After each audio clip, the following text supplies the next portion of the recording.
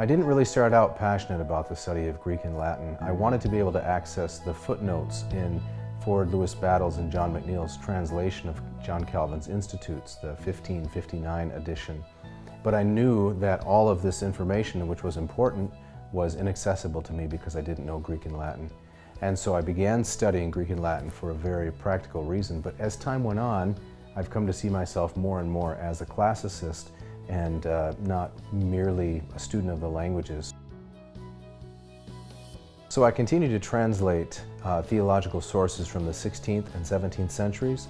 So I recently finished a translation of John Calvin's letters that he wrote in 1537. These are polemical letters, they're full-length essays in which he is urging pastors to fulfill their responsibility if they're in the Roman Church, or to leave the Roman Church and become Protestants, or to face exile like he himself did. I'm also translating a work of John Owen, who was an English nonconformist. He wrote a work called Theologumena Pantodapa, which means a broad theological miscellany.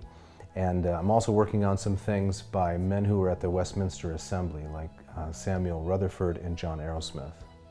So what I've found in terms of learning something like Greek and Latin is that one's disposition, attitude, and habits are in fact far more important than one's natural gifts. God in His providence shaped me over time by exposing me to good teachers and circumstances in which I was compelled to develop good study habits.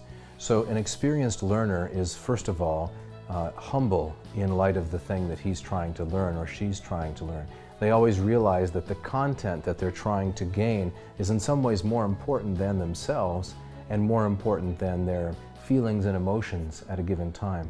So becoming a serious learner helps cultivate the kinds of attitudes and character qualities that leads to further learning.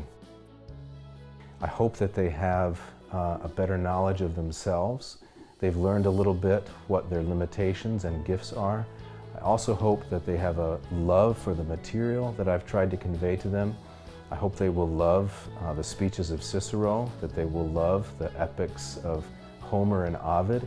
I don't want them to agree with or accept wholesale the things that these men wrote, but I hope that they will learn to love these writings and to have developed compassion for the human condition.